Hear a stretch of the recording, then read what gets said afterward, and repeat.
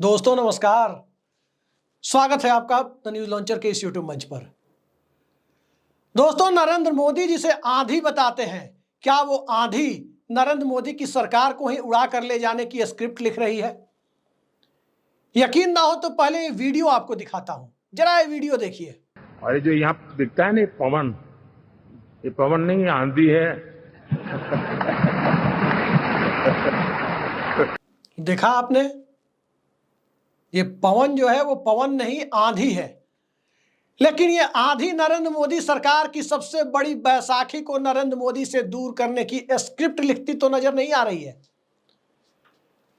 दरअसल प्रधानमंत्री नरेंद्र मोदी जिन्हें आंधी बता रहे हैं, उनका नाम है पवन कल्याण। जनसेना पार्टी के अध्यक्ष है और राज्य में डिप्टी सीएम भी है। आंध्र प्रदेश में चंद्रबाबू नायडू की सरकार, जिसे खुद अपने बूते 3/4 बहुमत प्राप्त है, उस सरकार में वो डिप्टी सीएम है। उनकी जनसेना पार्टी के भी कुछ विधायक हैं और 3/4 बहुमत होने के बावजूद चंद्रबाबू नायडू ने दरिया दिली दिखाई, इन्हें डिप्टी सीएम भी बनाया, पर्यावरण विभाग का मंत्री भी बनाया। लेकिन नरेंद्र मोदी सरकार का पर्यावरण वो कहीं ना कहीं बिगाड़ते हुए नजर आ रहे हैं। उनके हालिया बयान सबको चौंका देने पर मजबूर कर रहे हैं। वो ये कह रहे हैं कि आंध्र प्रदेश में लॉ एंड ऑर्डर की स्थिति ठीक नहीं है। यानी चंद्रबाबू नायडू की सरकार, जिसमें चंद्रबाबू नायडू मुख्यमंत्री के साथ कानून मंत्री भी हैं, उनकी पार्टी की नेता अनीता गृह मंत्री भी हैं, तो तेलुगु देशम पार्टी यानी टीडीपी और उसके सुप्रीमो चंद्रबाबू नायडू पर नरेंद्र मोदी की ये आंधी सीधे सीधे हमला कर रही है। क्या चंद्रबाबू नायडू इस हमले के लिए तैयार है? इस आंधी से मुकाबले के लिए तैयार है? और ये आंधी अपने मुंह से हमला कर रही है या इस आंधी के मुंह में डाले हुए शब्द किसी और के हैं? कई सारे सवाल एक साथ खड़े होते हैं। पवन कल्याण की जनसेना पार्टी चंद्रबाबू नायडू के साथ मिलकर चुनाव लड़ी। भारतीय जनता पार्टी भी उस सरकार में एक स्टेपनी है, लेकिन स्टेपनी की जरूरत चंद्रबाबू नायडू को है नहीं और स्टेपनी उन पर तंज भी कस रही है, उनकी सरकार पर, उनकी पार्टी के गृह मंत्री पर, मुख्यमंत्री पर। मामला महिला सुरक्षा का है। कनाडा में हिंदुओं के साथ जो हो रहा है उस पर भी उन्हें बहुत दिक्कत है। अब कनाडा में हिंदू और सिख आपस में लड़ रहे हैं या उन्हें लड़ाया जा रहा है या उन्हें लड़ाने की वीडियो वायरल की जा रही है, क्या है ये मामला? दरअसल कनाडा का मामला विदेश मंत्रालय का मामला है। आखिर भारत से संबंध रखने वाले दो समुदाय के लोग वहां कैसे लड़ रहे हैं? क्या वाकई लड़ रहे हैं या अफवाहबाजी ज्यादा हो रही है? यह विदेश मंत्रालय और सरकार का काम है, देखेगा, और राजनीतिक दल अपने अपने तरीके से सरकार से सवाल पूछेंगे। लेकिन जो आंध्र प्रदेश में जिस बात को लेकर चंद्रबाबू नायडू की सरकार के ऊपर, उनकी पार्टी के ऊपर, उनकी पार्टी के मुख्यमंत्री और गृह मंत्री के ऊपर, राज्य के लॉ एंड ऑर्डर को लेकर, कानून व्यवस्था को लेकर और विशेषकर महिला सुरक्षा को लेकर पवन कल्याण ने जो बात कही है, चंद्रबाबू नायडू जैसा नेता इस बात को बखूबी समझता है कि आखिर इसके पीछे के मायने क्या है। पवन कल्याण अपने क्षेत्र, अपने निर्वाचन क्षेत्र पीठापुरम में थे। वहां जाकर वो राज्य सरकार को नसीहत देते हुए कह रहे हैं कि योगी आदित्यनाथ जैसा बनिए। अब योगी आदित्यनाथ जैसा चंद्रबाबू नायडू कैसे बने, उनके गृह मंत्री कैसे बने? उत्तर प्रदेश में तो गृह मंत्रालय तमाम कोशिशों के बावजूद भारतीय जनता पार्टी के शीर्ष नेतृत्व योगी आदित्यनाथ से छुड़ा नहीं पाया। वो योगी आदित्यनाथ के पास ही है और किसी मुख्यमंत्री को किसी दूसरे की कॉपी क्यों करनी चाहिए? और ये कॉपी करने की सलाह देने वाला व्यक्ति उस व्यक्ति की कैबिनेट में कैसे बना हुआ है? कई सारे सवाल एक साथ नत्थी होते हैं।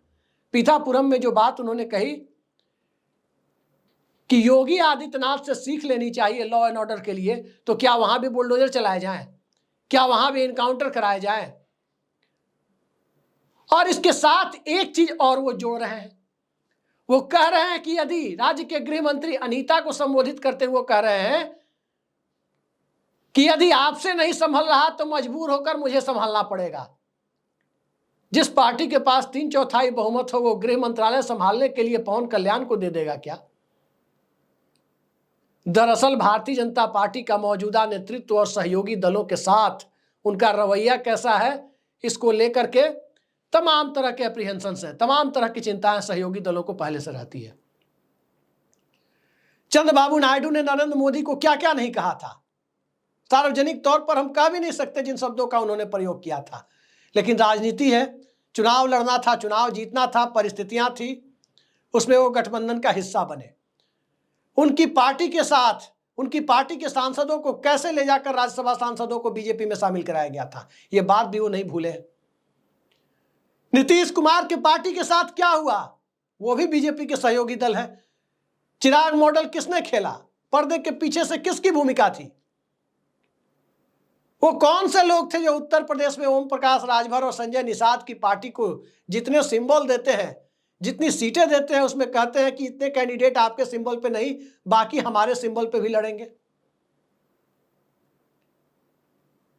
उद्धव ठाकरे की पार्टी को किसने तोड़ा, ओम प्रकाश चौटाला की पार्टी और परिवार क्यों टूटी और एक खेमा बीजेपी के साथ रहकर डिप्टी सीएम के तौर पर सत्ता सुख कैसे भोगता रहा।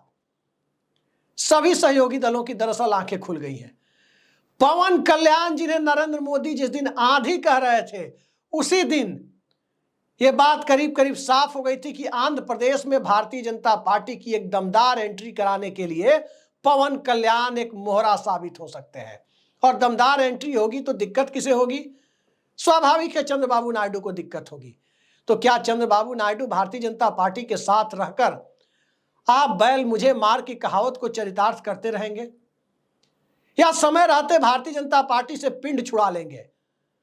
दरअसल नानी फैक्टर ही पिंड छुड़ाने के लिए बेताब दिखाई दे रहा है।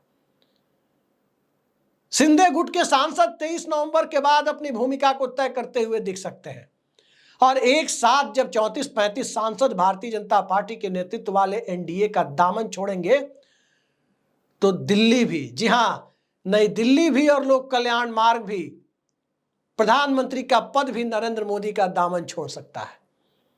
सत्ता अंक गणित से बनती है, और अंक गणित जब उनके सहारे साधा जाए, जिनके सहारे साधा जाए, उन्हें ही पवन नहीं ये आंधी है, और ये आंधी बार बार जिसके बूते डिप्टी सीएम है, जिसके अधीन डिप्टी सीएम है, उसे तंग करने की कोशिशों में जब दिखाई देने लगे, तो फिर उस आंधी के बाद जो सुनामी आएगी, राजनीतिक सुनामी, उस राजनीतिक सुनामी में 3/4 बहुमत के साथ सत्ता एंजॉय कर रहे चंद्रबाबू नायडू और उनकी तेलुगु देशम पार्टी, उसे तो कोई खास फर्क नहीं पड़ेगा।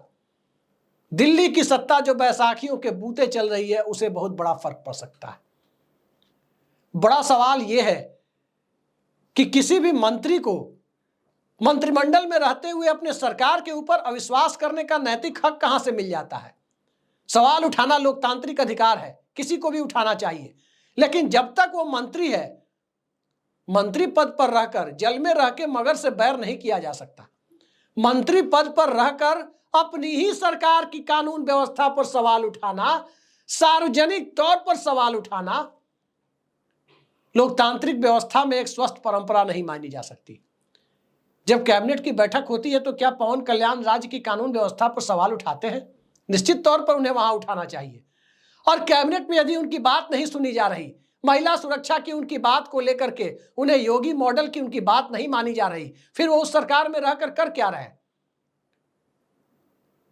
लोकतांत्रिक परंपराएं ये कहती है कि किसी भी मंत्री को उस मुख्यमंत्री या उस प्रधानमंत्री की कैबिनेट का हिस्सा नहीं होना चाहिए जिसके साथ उसके मतभेद हो, फिर सरकार में कोई काम नहीं कर पाएगा। लेकिन एनडीए की सरकार चलाने के लिए 16 सांसद चंद्रबाबू नायडू के भी दिल्ली में जरूरी है, पवन कल्याण के भी 2 सांसदों की कीमत है, नीतीश कुमार के भी 12 सांसदों की कीमत है, एकनाथ शिंदे के भी 7 सांसदों की कीमत है, जयंत चौधरी के भी 2 सांसदों की कीमत है। और जब सबकी कीमत है, सबकी वैल्यू है, क्योंकि नरेंद्र मोदी के पास 32 सीटों का टोटा है, भारतीय जनता पार्टी बहुमत से 32 सीटें दूर है, और जब 32 सीटों से भारतीय जनता पार्टी दूर है तो फिर पवन कल्याण के रास्ते, बरास्ते पवन कल्याण, बरास्ते आंधी, सो कॉल्ड आंधी, राजनीतिक चिकोटी काटने की जरूरत क्यों पड़ रही है? सीएम चंद्रबाबू नायडू तेलुगु देशम के, डिप्टी सीएम सो कॉल्ड आंधी जनसेना पार्टी के, आंधी की उपाधि देने वाले दिल्ली में बैठे हुए हैं भारतीय जनता पार्टी के। अपने ही शासित राज्य को कहीं किसी न किसी तरह से तंग करने की कोशिशें दिल्ली की सत्ता की रुखसती का फरमान न जारी करा दे। पवन कल्याण को जिस दिन आंधी कहा गया उस दिन पूरे देश को लग गया कि भारतीय जनता पार्टी का आंध्र प्रदेश में एजेंडा क्या है। और ये हो ही नहीं सकता कि संयुक्त मोर्चा के संयोजक रहे, उस संयुक्त मोर्चा के जिसने दो प्रधानमंत्री एच डी देवेगौड़ा अरविंद कुमार गुजराल के रूप में दिए, उस दौर में संयुक्त मोर्चा सरकार के दौर में उसके संयोजक रहे चंद्रबाबू नायडू। अटल बिहारी वाजपेयी की सरकार को 6 साल 2 महीने तक दिल्ली में टिकाए रहने वाले चंद्रबाबू नायडू 10 सालों से ज्यादा 15 सालों के करीब मुख्यमंत्री पद पर रह चुके चंद्रबाबू नायडू, जो अपने ससुर की सत्ता को ही हटा करके मुख्यमंत्री बने थे, ससुर को ही सत्ता से हटा दिया था एनटी रामाराव को, वो चंद्रबाबू नायडू इस स्वघोषित आंधी की राजनीति को ना समझ रहे हो, ये मानना खुद को मुगालते में रखने जैसा होगा।